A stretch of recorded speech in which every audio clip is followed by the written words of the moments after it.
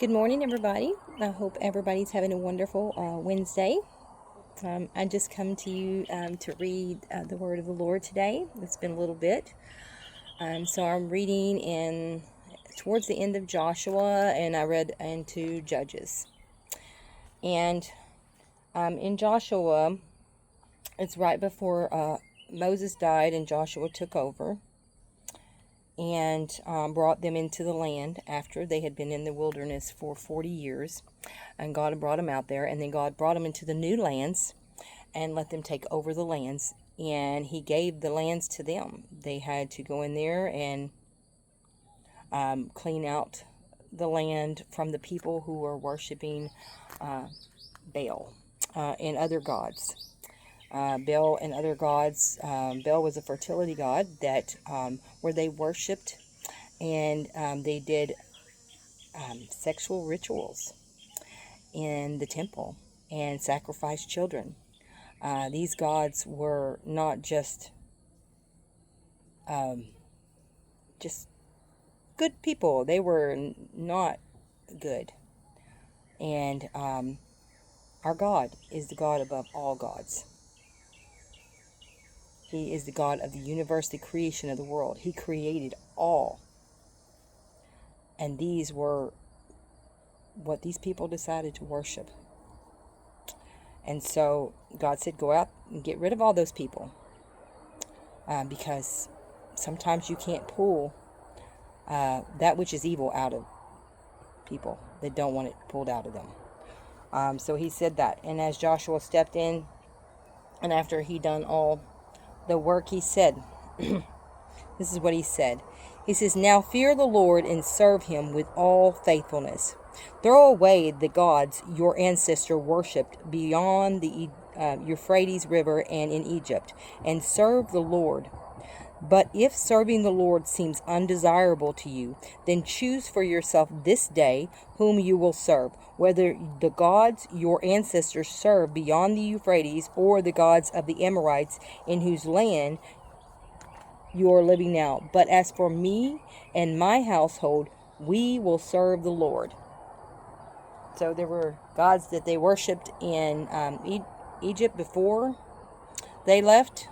And then in the new land, there were people in there worshiping other gods like Baal. So then he took a large stone and set it up there under the oak near the holy place of the Lord. See, he said to all the people, this stone will be a witness against us. It has heard all the words the Lord has said to us. It will be a witness against you if you are untrue to your God. Then Joshua dismissed the people and each to their own inheritance. So everybody had been in Joshua. Everybody had get this person got this land. These people got this land. Just everybody was distinguished the land. And he said, "Now this choose who you will serve. As for me and my house, we're serving the Lord. But y'all, you choose who you're going to serve, and see what happens." So it got to the next chapter, which is the book of Judges, and after the generation had died, the death of Joseph, then the people started serving who they wanted to serve. And some served the Lord and some did not. And as it went on, I'm going to take you to chapter 6 of Judges. It says, the Israelites did evil in the eyes of the Lord, and for 7 years he gave them into the hands of the Mennonites, because the power of Midian was so oppressive. The Israelites prepared shelter for themselves in mountains, cliffs, caves, and strongholds. Whenever the Israelites planted their crops, the Midianites, Ammonites, and other eastern people invaded their country. So he gave them over to those people because they somehow forgot all of what God had done for them and what he delivered them out of. And then they started just serving other gods. And it says, I brought you up out of Egypt, out of the land of slavery. I rescued from the hand of Egyptians, and I delivered you from the hand of all your oppressors. I drove them out before you and gave you their land. I said to you, I am the Lord your God. Do not worship the gods of the Amorites, in whose land you live. But you have not listened to me. Again, they didn't listen to you. Listen to God. So it takes, as God found another man that decided to listen to him. It says right here, the angel of the Lord came and sat down under the oak in Ophrah that belonged to Joash, the Abiezrite, where his son Gideon was threshing wheat in wine presses to keep it from the Midianites. When the angel of the Lord appeared to Gideon and said, The Lord is with you, you mighty warrior. So he chose Gideon. And I am sending you. The Lord answered, I will be with you, and you will strike down all the Midianites. And so he gave it over now to find Gideon, someone who would follow the Lord and work towards obeying him. Let me get to the point I want to bring to. So Gideon got a sacrifice ready. The angel of the Lord came down to talk for God, God's angel, right-hand angel. And he came down and he put the sacrifice before him, and God sent his fire flared from the rock, consuming the meat and the bread, and the angel of the Lord disappeared. When Gideon realized that it was the angel of the Lord, he exclaimed, Alas, sovereign Lord, I have seen the angel of the Lord face to face. See, God stepped in and revealed, this is me, I'm here to help you. Okay? Then, as they were stepping in, and knocking down Baal statues and everything, it looked like that they said, hey, let's kill them people. And then the Spirit of the Lord came on Gideon, and he blew the trumpet, summoning the Abiezrites to follow him. He sent messages, and if there is dew on the ground. So he asked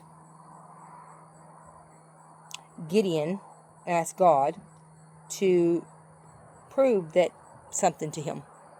Yeah, Gideon asked him to prove. So he had, it says, if there is dew only on the fleece and all the ground is dry, I will know that you will save Israel.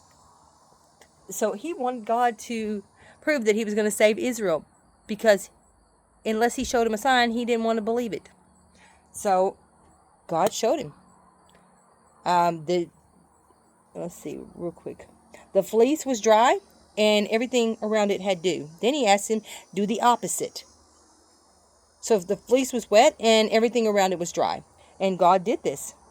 That night, God did so. Only the fleece was dry, so the ground was covered with dew. So,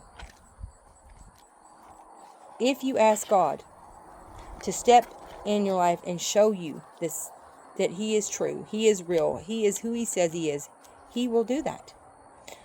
So as the servant of God, he did that. He asked for that.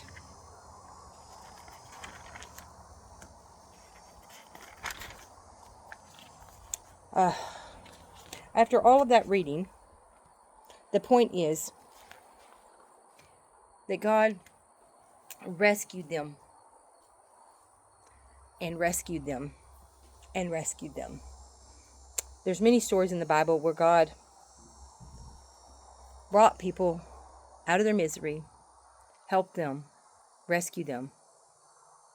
And then after a while of serving God, and everything got peaceful and quiet and beautiful,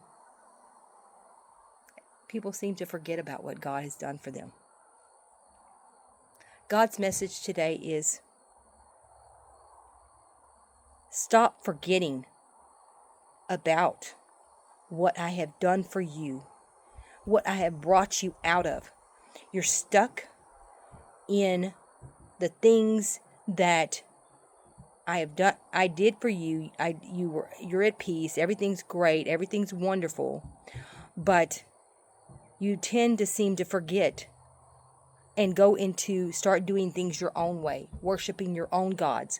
In this day, we could say our phone is our God, because we tend to put the phone before God. We get up in the morning, first thing we do is grab our phones. I'm guilty. I've done it before. I work towards doing better, and then I go back to doing it again. Now, I'm not saying that these things don't happen. You're talking about this Baal God, and people think today, yeah, we're not living like that anymore.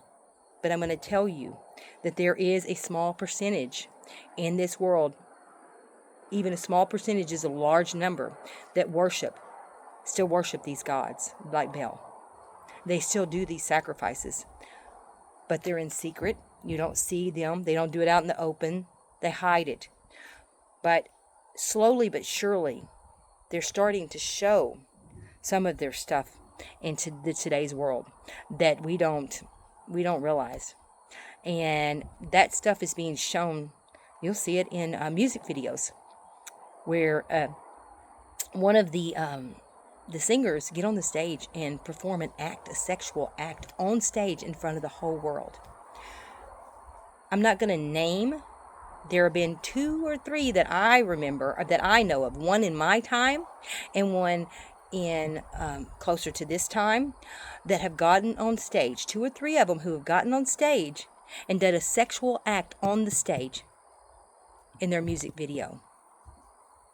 That's them worshiping the god of Baal, fertility goddess.